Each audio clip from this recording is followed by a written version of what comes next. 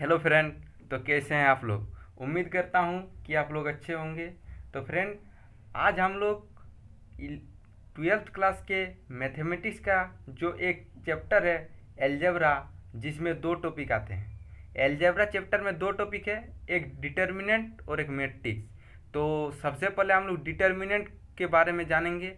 तो determinant actually में है क्या, डिटर्मिनेंट को कैसे रिप्रेजेंट किया जाता है, डिटर्मिनेंट को किस चीज़ से डिनोटेड किया जाता है, डिटर्मिनेंट का क्या क्या प्रॉपर्टीज है, मतलब उसका गुण क्या क्या है, उसका नियम क्या क्या है, सबके बारे में एकदम पूरा बेसिक से जानेंगे।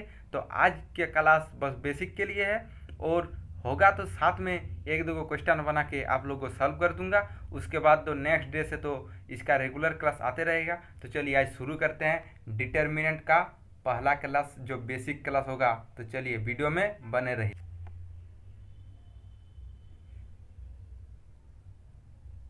तो देखिए दोस्तों, आज हम लोग चलिए जानते हैं डिटर्मिनेंट। तो डिटर्मिनेंट एक्चुअली डिटर्मिनेंट हम लोग किसे कहते हैं, डिटर्मिनेंट है क्या। तो सबसे पहले इसका अगर डिफिनेशन की बात करें तो लिखेंगे कि an expression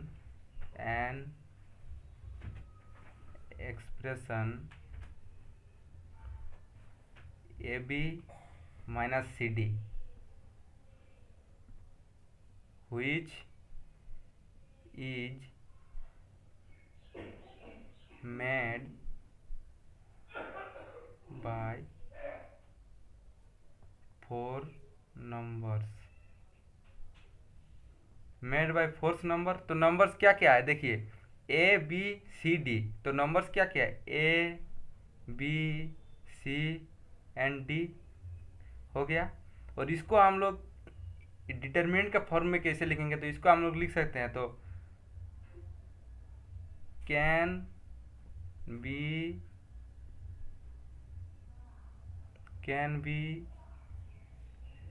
written in the form A C D B.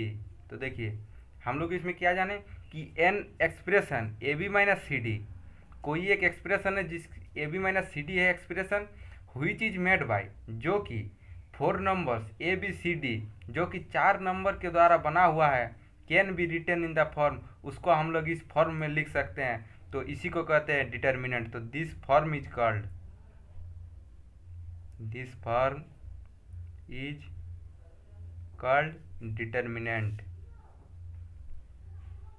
Determinant. तो दोस्तों इसी को इस फॉर्म को ए सी डी बी ए जो है ना, दो लाइन से घिरा हुआ है। तो इस दो लाइन के बीच में जो है, इस फॉर्म को हम लोग डिटर्मिनेंट फॉर्म कहते हैं। तो इसको हम लोग डिटर्मिनेंट कहें। इसके बाद जानते हैं कि ये मतलब कैसे हुआ। देखिए यहाँ पर एक्सप्रेशन दिया हुआ है A B minus C D. A B minus C D को हम लोग क्या लिखे, ए सी डी बी। यहाँ वहाँ कोई समझेगा क्या, जो नया क्लास कर रहा है ए के बाद सी लिखा, डी के बाद बी लिखा, तो हम लोग को कैसा लिखना चाहिए था, क्या ए बी सी डी। तो ऐसा नहीं। तो ई कैसे होता है, ई पहले जानते हैं। तो देखिए ई जो होता है, ई मान लीजिए कि यहाँ ए है, सी है, डी बी है, हो गया। तो ये देखिए इस तरह मल्टीप्लाई होते हैं, इधर से इधर पहले, उसके बाद इधर से आएगा इधर। तो देखिए ये अगर पहले हम लोग इधर से इसको और इसको गिना, उसको और इसको मल्टीप्लाई करेंगे तो कितना होगा, ए बी, फिर बीच में माइनस साइन लगता है, सब में माइनस। तो पहले माइनस साइन लगा दिए ए बी, उसके बाद माइनस, और फिर से सी और डी का मल्टीप्लाई होगा तो क्या होगा, सी डी।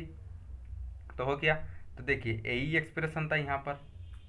तो इसी को हम लोग A B minus C D को इस फॉर्म में लिख सकते हैं, क्योंकि बीच में तो माइनस, सब में माइनस आएगा, सब में एकदम डिटर्मिनेंट का जितना आएगा सब बीच में एकदम माइनस आएगा।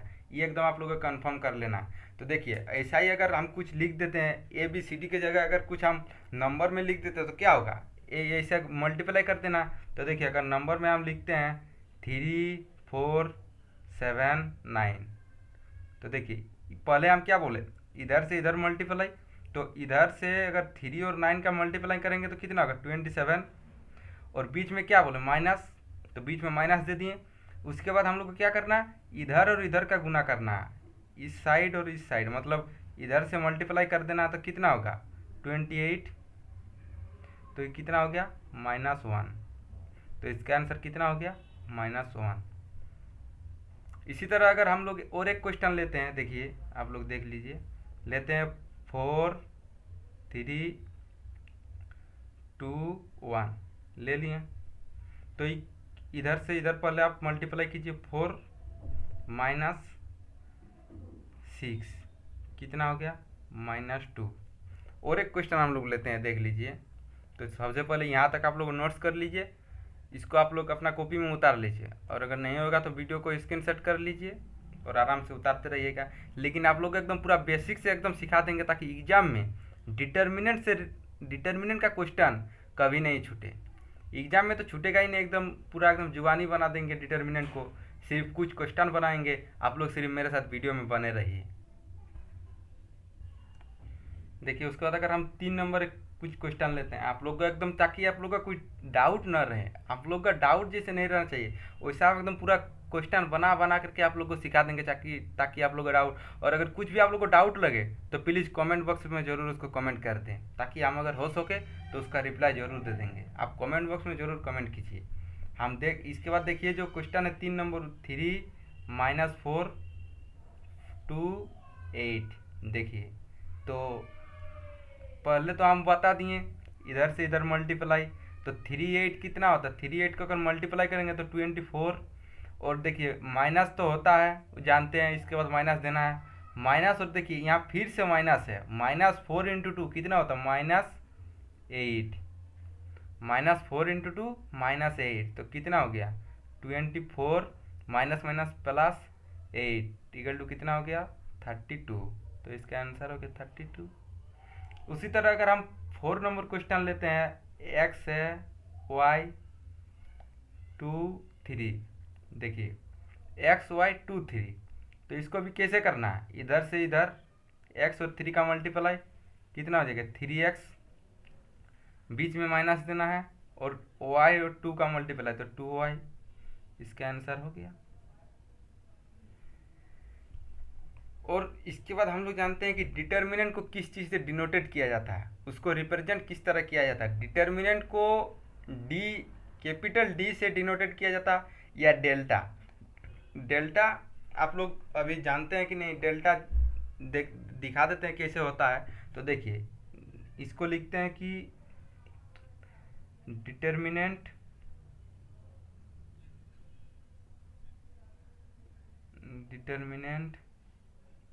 is denoted by capital D और डेल्टा, इसको हम लोग कहते हैं डेल्टा। तो देखिए देख लिए डेल्टा किसको कहते हैं, डेल्टा हम लोग इसी को कहते हैं डेल्टा।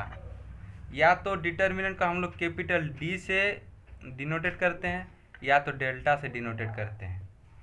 तो ये हो गया। अब हम लोग का जो है डिटर्मिनेंट में एक कहता है कि रो और कॉलम। देखिए ये जो 3 - 4 है, इसको हम लोग आखिर में कहेंगे क्या। ये जो मान लीजिए 3 - 4 है, हम लोग तो लिख दिए।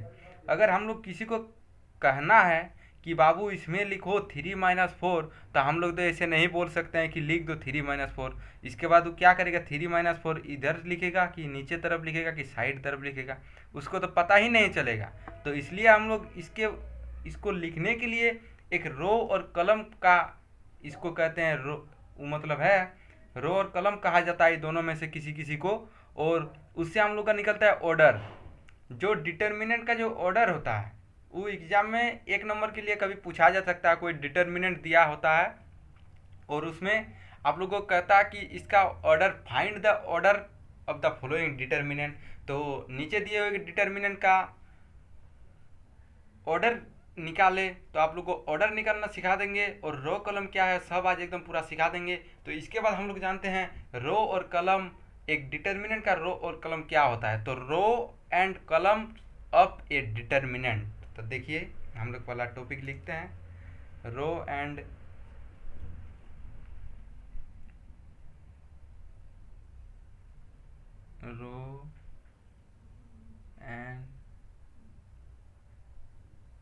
columns of a डिटर्मिनेंट हो गया। तो देखिए पहले हम लोग कुछ एक लिखते हैं, डिटर्मिनेंट कुछ वैल्यू लिखते हैं। ये मान लीजिए ए बी सी डी हो गया, ए बी सी डी हो गया। तो इधर मतलब दाएं से बाएं मतलब जितना इधर ऐसे रहेंगे सबको क्या कहते हैं, रो। तो इसमें दो रो है, एक ई वाला रो और एक वाला रो, तो इसको हम लोग क्या करेंगे, रो 1। इसको हम लोग कहते हैं रो 1 कह देंगे, इसको रो 1। इसको क्या करेंगे, रो 2। उसी तरह इधर ऊपर से नीचे जितना रहेगा सबको क्या कहते हैं, कलम। ये कलम 1, कलम 2, ये हो गया। रो कलम के बारे में जान गए। इधर से लेफ्ट से राइट जितना जाएगा उसको कहते हैं रो, और ऊपर से नीचे जितना कलम, ऐसे भी तो आप लोग कलम जानते हैं, कई बिल्डिंग बनता है तो नीचे से ऊपर जाता है तो उसको कलम कहते हैं, तो इसलिए इसको कलम कहेंगे। तो इसमें अगर आपको पूछा जाए कि इसमें कितने रो है, तो इसमें कितने रो है, 2 रो है, रो 1 रो 2। और कितने कलम है, 2 कलम। तो इसी में अगर देखिए इसमें क्या लिख सकते हैं, नंबर ऑफ रो कितना है, 2। नंबर ऑफ कलम्स कितना है, 2 है। तो जब हम लोग को नंबर सब रो पता हो जाता है, नंबर सब कलम पता हो जाता है, तब हम लोग का ऑर्डर निकलने का कुछ टेंशन ही नहीं है, एकदम आराम से ऑर्डर निकल सकते हैं। जब आप लोग का रो और कलम आप लोग पता कर सकते हैं तब ऑर्डर निकलना कुछ हार्ड है ही नहीं। तो देखिए अब ऑर्डर कैसे निकालते हैं, तो अब ऑर्डर के लिए कुछ नहीं, बस ऑर्डर लिखना है, ऑर्डर लिख देना है। और ऑर्डर लिखने के बाद पहले रो कितना है, 2 रो है, फिर मल्टीप्लाई करना है, और कितना कलम है, 2 कलम, तो 2 रो 2 कॉलम। तो इसका ऑर्डर क्या हो गया, इसको हम लोग पढ़ते हैं कैसे, 2/2। देखिए ऑर्डर क्या हो गया, ये ऑर्डर हो गया 2/2, यानी कि 2/2 का ऑर्डर। अगर बोलेगा इस डिटर्मिनेंट का ऑर्डर क्या है, तो इस डिटर्मिनेंट एक्सप्रेशन का ऑर्डर है 2/2। मतलब क्या किया, पहले रो को लिखे फिर कॉलम को, मतलब 2/2। इसमें अगर को मान लीजिए ऑर्डर दे दिया कि ऑर्डर दे दिए कि ऑर्डर 2/2 में कितने रो है, तो ऑर्डर 2/2 में कितने रो, पहला वाला रो है तो पहला में कितना है, 2, तो 2 रो है, हो गया बस। अब जानते हैं और एक थोड़ा रो के बारे में ही जानते हैं, चलिए अब देखते हैं, फिर से लेते हैं कुछ, चलिए 2 नंबर में लेते हैं क्या, A B C X Y Z P Q R, sorry ये लाइन सीधा होगा, सॉरी यार लाइन सीधा हो गया। तो देखिए इसमें कितना है, ये क्या है, ये रो है, इधर वाला सब रो होता है, तो ये क्या है, रो 1 रो 2 रो 3 R3, इस सब को क्या कहते हैं, कलम कहते हैं। तो ये C1 C2 और ये क्या होगा, C3। तो अगर इसमें बात करें कि इसमें कितने कलम है कितने रो है, तो हम लोग को जानना पड़ेगा। सबसे पहले हम लोग रो और कलम को किसे कहते हैं वो हम लोग जान लिए, रो किस लाइन को कहते हैं, कलम किस लाइन को कहते हैं। तो हम लोग जब रो और कलम जान लिए, तो इसमें अगर हम लोग को बोलेगा कि कितने नंबर ऑफ रो कितना है, नंबर ऑफ रो, तो कितना होगा, नंबर ऑफ रो कितना है, 3 है, तो नंबर ऑफ रो 3 हो गया। अगर बोलेगा नंबर ऑफ कलम कितना है, नंबर ऑफ कलम्स तो कितना है, 3 है। तो नंबर ऑफ कलम जब 3 है, नंबर ऑफ रो 3 है, तो हम लोग को ऑर्डर निकलना, कुछ ऑर्डर निकलने के लिए तो कुछ टेंशन ही नहीं है, ऑर्डर निकलना तो सिखा ही दिए। तो ऑर्डर निकलने के लिए क्या चाहिए, number of row into number of column. तो देखिए लिखते हैं ऑर्डर क्या है, 3 3। तो इसको क्या कहते हैं, 3/3। तो अगर बोलेगा कि इस डिटर्मिनेंट कितने ऑर्डर का है, तो 3/3 ऑर्डर का है, तो इसको हम लोग ऑर्डर कर दिए, ऑर्डर भी इसका निकाल दिए। मान लीजिए आपका ऐसा भी कभी पूछ देता है, ई दिया हुआ रहेगा ऑर्डर, और आपको बोलेगा कि इस दिया हुआ ऑर्डर में कितने कलम हैं, इस डिटर्मिनेंट का ऑर्डर में कितने कलम है। तो कलम किसको, इसको कहते हैं ना कलम, इधर वाला को कलम कहते हैं। तो जब एग्जाम में नहीं आ तो कहीं पूछेगा कि कितना कलम है, तो हम लोग इसी वाला को बोलना है ना कलम, तो इसको बोल देंगे कलम। तो कलम अगर पूछेगा तो बोल देंगे 3 है। अगर पूछेगा कि रो कितना है, तो रो है ये वाला, पहला वाला होता है रो, तो रो कितना हो गया, 3 हो गया। तो हम लोग आसानी से बोल देंगे। अब चलिए देखते हैं आगे। अब हम लोग जानते हैं कि डिटर्मिनेंट का एलिमेंट का जनरल फॉर्म क्या होता है। तो किसी डिटर्मिनेंट का जो एलिमेंट होता है उसका कुछ न कुछ तो जनरल फॉर्म होगा। तो सबसे पहले जानते हैं उसका जनरल फॉर्म। तो कौन चीज़ का जनरल फॉर्म जानना है यार, तो देखिए पहले general form of element of a determinant. तो किसी डिटर्मिनेंट के एलिमेंट का जनरल फॉर्म, तो देखिए पहले लिखते हैं, चलिए उसके बाद लिख देते हैं। चलिए general form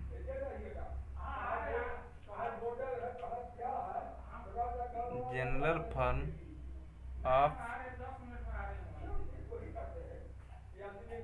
element of a determinant.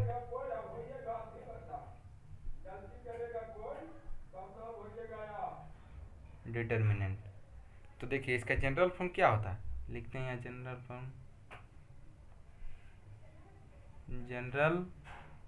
Form. तो इसका जो जनरल फॉर्म होता है AIJ, जहाँ where I equal to number of rows and J equal to number of columns। तो हो गया, मतलब कि अगर किसी चीज़ में IJ के रूप में रहा तो हम लोग क्या जानेंगे, I को कहेंगे नंबर ऑफ रोज और J को कहेंगे नंबर ऑफ कॉलम। यानी कि पहले रहेगा रो की संख्या, उसके बाद रहेगा कॉलम की संख्या। तो देखिए इसका अगर हम लोग एग्जाम्पल लेते हैं, चलिए एग्जाम्पल में ले लेते हैं कि A12 है। तो इसमें अगर बोलेगा कि बाबू कितना कलम है, तो कलम कौन वाला होता है ना, कलम होता है सेकेंड वाला J। तो J के जगह कितना है 2, तो इसमें हो जाएगा 2 कॉलम, यानी कि 2 इसमें कलम है। ऐसा ही अगर पूछेगा कि ये 3 1, अगर इसमें बोल देगा कि बताइए कि इसमें कितने रो है, तो इसमें रो कितने हैं, तो पहले वाला को कहते हैं रो, I और J के रूप में है। तो इसको अगर I, इसको J, तो ये वाला होता है रो। तो रो अगर इसमें बोलेगा रो कितना है, तो रो हो जाएगा 3। इसको अगर हम लोग को मान लीजिए कि इसको हम लोग और लिख देते हैं, मान लीजिए कुछ A32 ऐसे ETC होगा ना, ETC are the elements of determinant.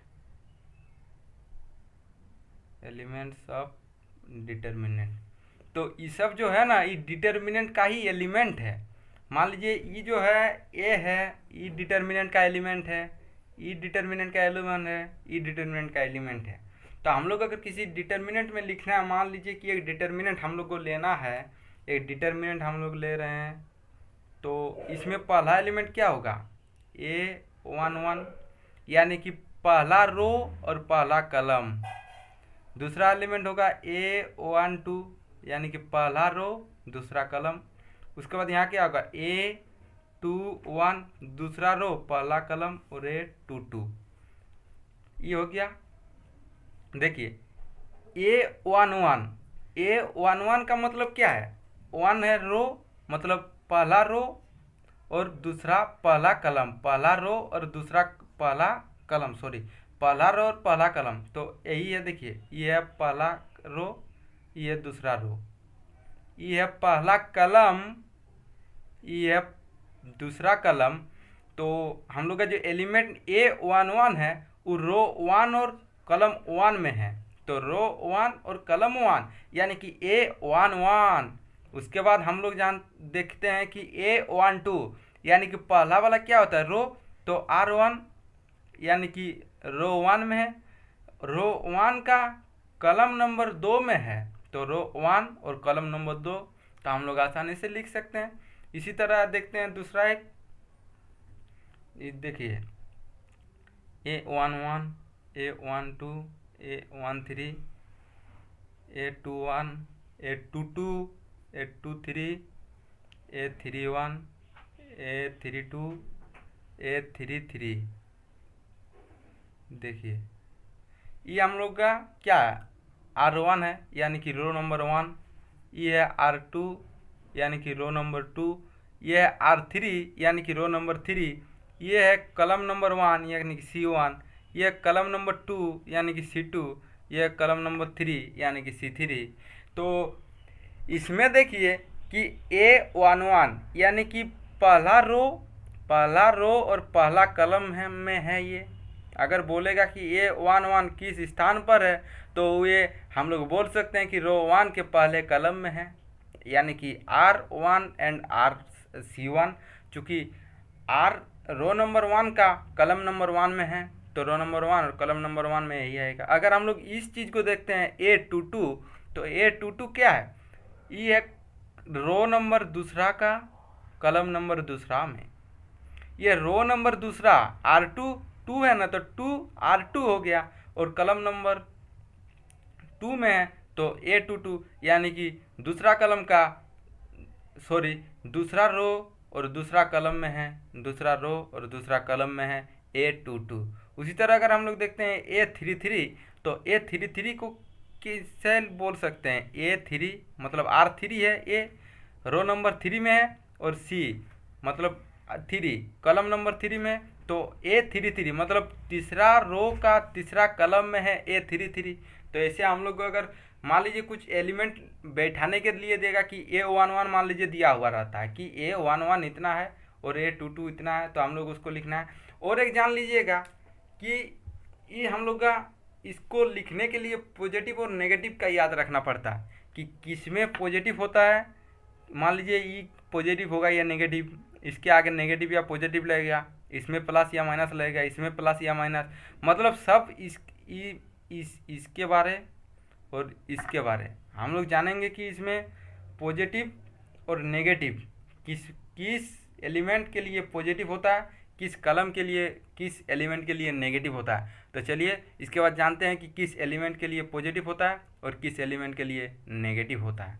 तो चलिए, तो हम लोग क्या बोले, हम इसके बाद कि जानेंगे कि किस एलिमेंट प्लस में होता है और कौन सा एलिमेंट माइनस में होते हैं। तो उसके लिए सबसे पहले जानना है कि अगर मान लीजिए लिखे A12, ये दोनों को हम लोग को प्लस करना है, तो ये दोनों प्लस करेंगे तो कितना होगा, 3 सम है ना विषम है, ओड या इवन। अगर मान लीजिए ये ओड होता है तो यहाँ माइनस होगा। अगर ये इवन होता है, मान लीजिए कि इवन क्या होगा, 1 1 यानी कितना हो गया 2, 1 1 ये होगा पॉजिटिव, 1 4 कितना हो रहा 5, ओड नंबर हो रहा ना, तो ओड नंबर होने से क्या बोलो माइनस। तो इसी तरह देखिए अगर हम लोग किसी एलिमेंट को लिखना है तो ये अगर आप लोग नहीं याद रख सकिएगा तो कुछ टेंशन नहीं है, आप लोग को सीधा ट्रिक्स बता देते हैं, वैसा बैठाते चाहिएगा, नो टेंशन, एकदम गलती नहीं होगा। देखिए हम लोग पिछले वाला को ही लिखते हैं, जो पीछे लिखे ना A11 A2 उसी को लिखते हैं। देखिए लिखते हैं क्या, A11 A12 A21 A22 लिख दिए, डिटर्मिनेंट दे दिए। तो इसको अगर हम लोग को जानना है कि इसमें कौन सा पॉजिटिव है और कौन सा नेगेटिव है, तो देखिए ये 1 1 तो 1 तो ये अगर हम लोग इधर से जाएंगे तो पॉजिटिव में होगा क्योंकि इवन नंबर है। तो पॉजिटिव, ये हो गया प्लस, ये हो गया माइनस, ये हो गया माइनस, ये हो गया प्लस। आप लोगों को उतना देखना ही नहीं है, सिर्फ बैठाने जाना है, पहले प्लस माइनस फिर माइनस प्लस। क्या बैठाना है, पहले हम लोग को प्लस बैठा देना है, उसके बाद माइनस बैठा देना है। तो अब पहले प्लस बैठा दिए, उसके बाद माइनस, फिर माइनस, उसके बाद प्लस कर दिए। इसके बाद लेते हैं 3 ऑर्डर का, 3/3 ऑर्डर का कुछ लेते हैं। देखिए चलिए, तो ले लिए, यहाँ लेते हैं कि A11, A12, A13, A21, A22, A23, A31, A32, A33। तो हम लोग को कुछ करना ही नहीं, बस पहला में बैठाना है प्लस, उसके बाद माइनस, उसके बाद प्लस। प्लस में ख़त्म हुआ, अब हम लोग को शुरू करना माइनस से, तो माइनस, उसके बाद प्लस, उसके बाद फिर से माइनस देना है। तो हम लोग का कहाँ ख़त्म हुआ, माइनस में ना, तो माइनस के बाद आ जाते हैं प्लस में, तो प्लस माइनस प्लस। तो चलिए, हो गया। आज के लिए बस इतना ही, अब मिलते हैं नेक्स्ट क्लास में। इसके बाद जानेंगे एक्सपेंडिंग मेथड क्या है, उसके बाद इसका जो गुण है, फिर प्रॉपर्टीज है, सबके बारे में नेक्स्ट क्लास में डिटेल्स में बात करेंगे। चलिए, तब तक के लिए